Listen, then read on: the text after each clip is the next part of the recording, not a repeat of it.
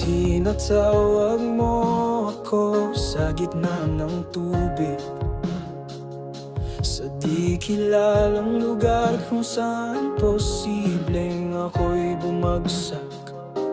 At doon kita natagpuan sa hiwaga,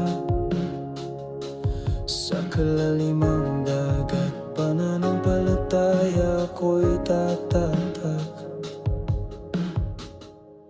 Tatawagin ko ang iyong pangalan,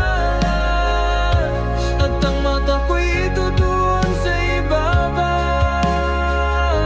Kapag ang dagat ay tumaas, kaluluwa ko'y magpapahinga sa iyong yakap, pagkat ako'y sa'yo at ikaw ay akin.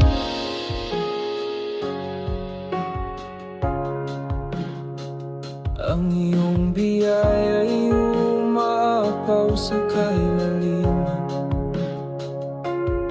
ang iyong makapangyarihang kamay ang gagabay sa akin. Kahit ako'y manghina at matakot, hindi ka kailanman pumalya, at kailan may di magsisimula ngayon.